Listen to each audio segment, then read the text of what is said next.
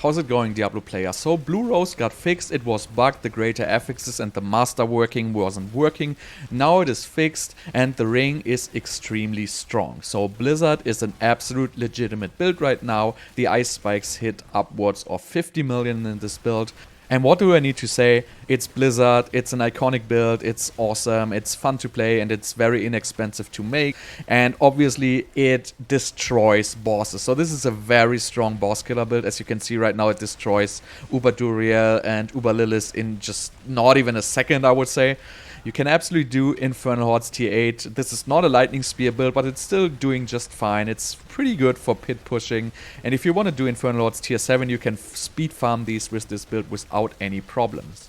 So with the new Blue Rose, we really have a very strong ring. The ring gives an absurd amount of ice spike damage. It gives a very high amount of cold damage. It gives us critical strike chance, and it gives us a whopping 75% chance for ice spikes to explode twice. That is basically a 70% damage increase right there, and it's much stronger than a Tal Rasha ring. The overall damage increase from the Blue Rose for the Blizzard build is probably somewhere in the 150% damage range, maybe even higher. I didn't completely calculate it, but it is extremely strong.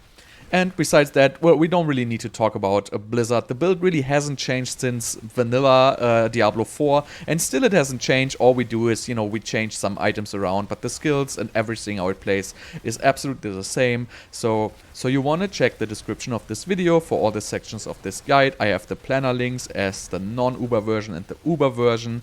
We have a showcase of Uber bosses like Tormented Duriel and Uber Lilith at the end of this video. We have a showcase of Infernal Hordes Tier 8. We have a level 101 pit and we have level 120 pit. So check the description down below for the content you want to see. And now without further ado, let's start with the skill tree.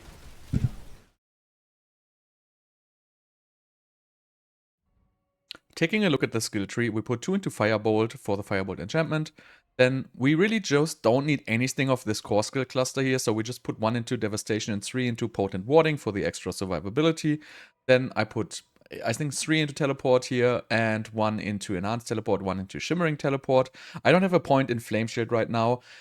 If you don't have Shaco, you would just remove 1 point from Teleport and put it into Flame Shield here, right? And then 3 into Glass Cannon, 1 Elemental Attunement, and Ice Armor into Mystical Ice Armor for the extra damage here.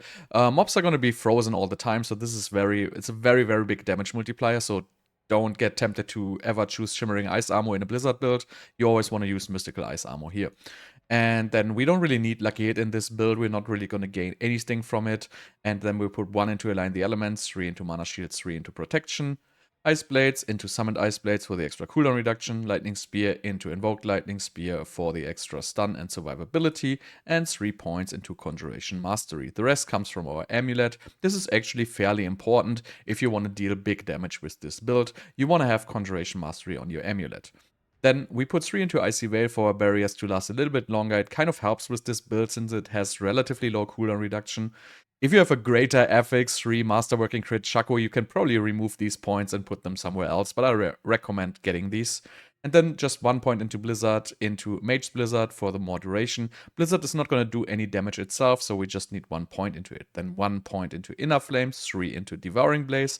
Devouring Blaze is a pretty strong damage multiplier. Unfortunately, I only have +3 on my amulet, so ideally you want to probably have like a little bit more here. And then we put 3 into Permafrost, 3 into Hoarfrost, 3 into Icy Touch. This is just cold damage multipliers. And 1 into Causing Current, 3 into Electrocution. This gives us extra damage reduction from our Lightning Spear. And we choose Verse Mastery. So if you have decent cooldown reduction and if you have a high Unstable Currents cooldown reduction tempo on your amulet, you can definitely remove 2 points from Teleport and go into Unstable Currents and remove Flame Shield from your bar. That's definitely a possibility to squeeze out a little bit more damage. I just feel like it plays better for me right now with Flame Shield, but this is definitely an option. You can definitely play this with Unstable Currents if you want to.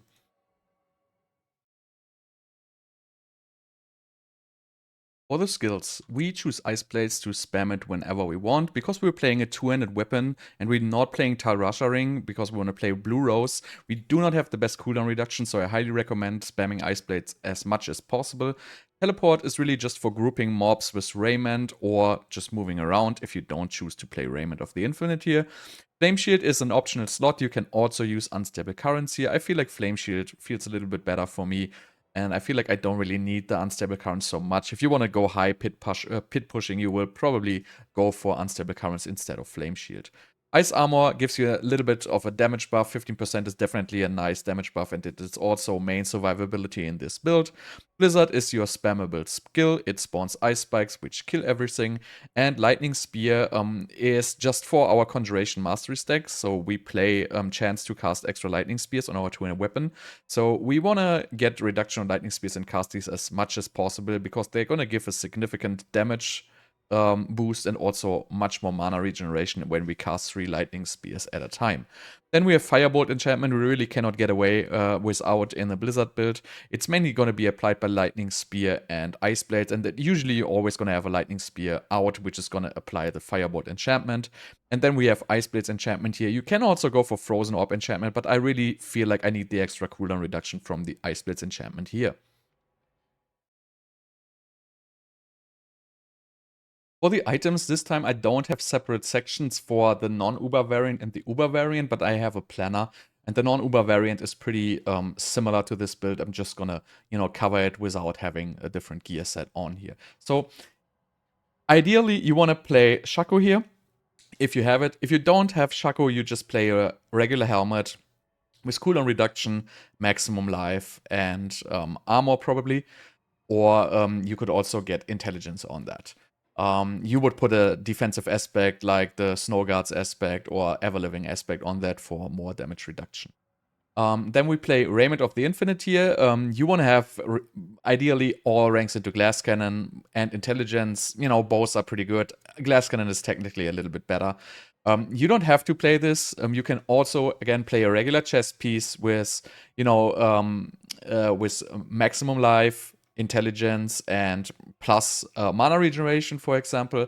And this is for pit pushing mainly, or for tier 7 Infernal Hordes. If you really want to do tier 8 Infernal Hordes with this build, which you can do, but I don't recommend this. This is not the strongest build for Infernal Hordes tier 8, but you would want to go for Duriel's Might. You really need the extra damage reduction.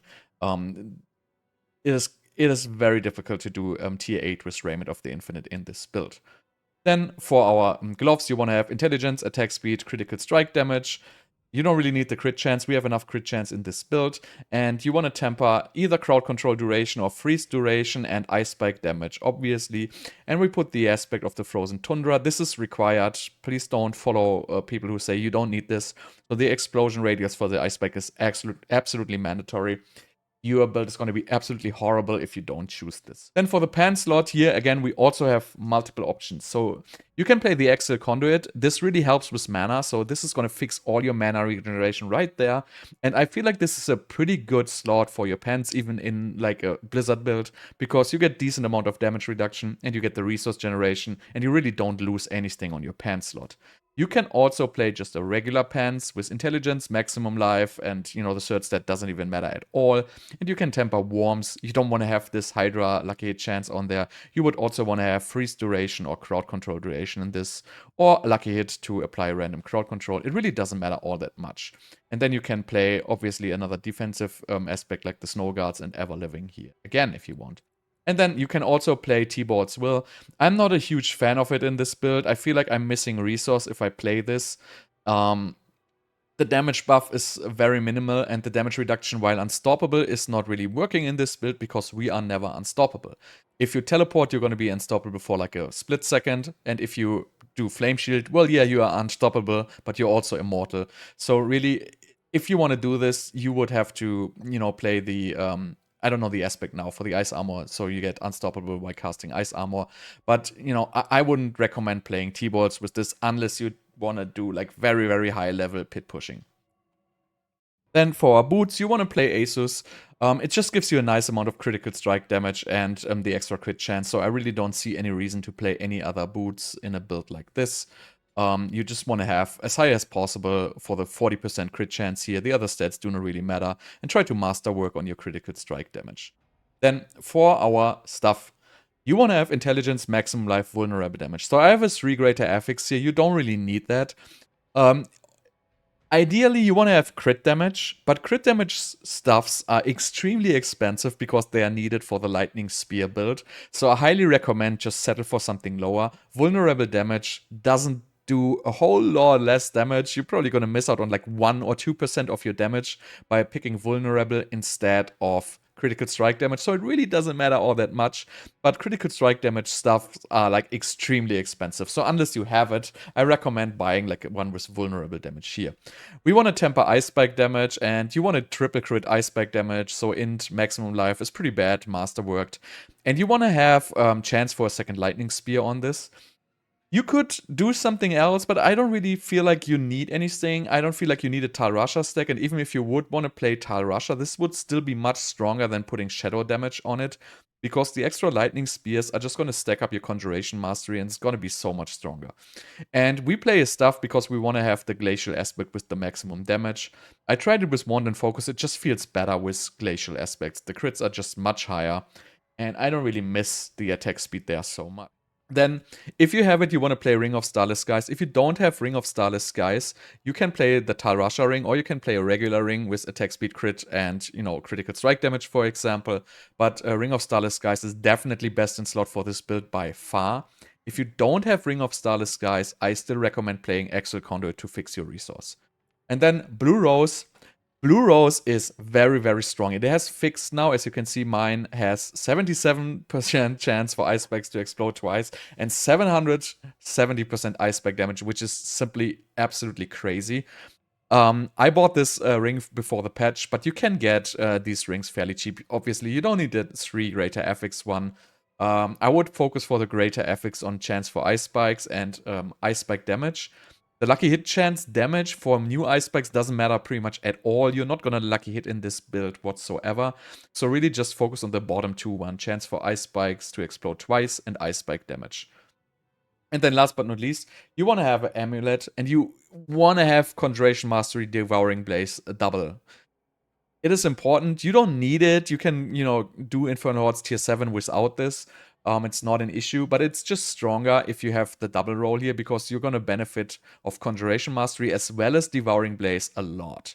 And then I have Unstable Currents cooldown reduction on here. You don't want to have that. You want to have Lightning Spear cooldown reduction. It's going to be much, much stronger to have Lightning Spear cooldown reduction on this. And Critical Strike damage, also you don't want to have this. You want to have Ice Spike damage here. So make sure to check the planner. I have the correct item choice in the planner. I just don't have these items for this build at this point. And so I played it with suboptimal items without any problems. So there's lots of stuff to improve. I just simply cannot fully equip every single build right now. It's just too expensive for me. And you want to play the Storm Swell aspect here for the maximum damage bonus as well. So, breakpoints. Breakpoints are again important for this build because you want to cast as many blizzards as possible. I know there's people saying you can only stack 10 blizzards. That's just not true. Just after stacking a certain amount of blizzards, just the ground effect animation disappears, but the ice spikes are still spawning. So you can stack as many blizzards as you want. There's no limit. And in this build, you want to try to reach 100% attack speed. So the breakpoint is 100. It might be at 99.7 or so. I only did the breakpoints on a 1.3%. So if you don't know what breakpoints are, I highly recommend check the link in the description down below for the breakpoints and check the 200 stuff breakpoints for Blizzard. So the breakpoints are either 100% attack speed or 94.4 attack speed or 87.1. You really don't want to go much lower than that. I would highly recommend. But in general, I feel like the 94.4 or the 100 breakpoint are very good. That's why I played in the Paragon the extra attack speed nodes to reach 100, because it's very hard with, having just 3 items and access to attack speed here. So I recommend going for the 100% attack speed breakpoint here if you can do it. And then for critical strike chance, you need to reach 80%. So I have 60 right now with my Asus, right? If I dash now, I have 90. So actually, I actually have 10% crit too much. But, you know, honestly, I don't have crit on anywhere, so this is just my base crit chance I have here. And I get it from the Blue Rose and from the Ring of Starless Skies. So I could remasterwork my Ring of Starless Skies to remove like the crit. But you know, in the end, it doesn't really matter. You want to reach 100% crit with this build. And with Asus boots and the extra 20% crit chance on your ice spikes from the Stalagmite glyph, it's like super easy to reach your 100% crit or 80% crit in your character sheet here.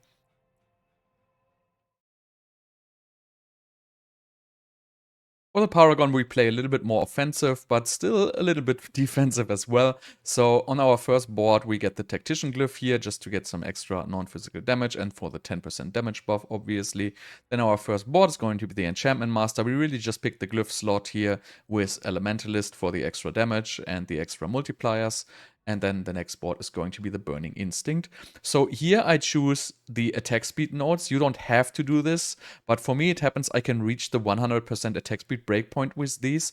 So you want to have a look at the attack speed breakpoints in the section of this video. So if you if you cannot reach an attack speed breakpoint with this extra, well, up to, what is it, like 5% attack speed, you don't need to choose this cluster here. I just do it like solely because of the attack speed breakpoints, and you can, for example, redistribute these into the crit damage of your destruction glyph if you don't need this extra attack speed. So make sure to check the breakpoints section. It is very important. So this is the Burning Instinct board, by the way, and we pick up the damage reduction here, obviously, because we need survivability in the current meta. That's just, you know, a must. And then next board is going to be the Frigid Fate. We pick the Frigid Fate, obviously, for the damage buff. And then we put in our Stalagmite glyph here for just the 20% crit chance we really want. We don't really care about the additive damage so much. And let's move over to the next board, which is the Elemental Summoner. We put in our Conjurer glyph here to have our conjurations last a little bit longer, to synergize with our Conjuration Mastery.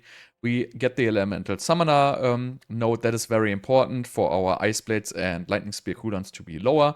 And then we put the extra attack speed here as well. Then next board is going to be Searing Heat. We just pass through here and put our Exploit. Same thing with the Ceaseless Conduit. We just pass through here and put our Flame Feeder.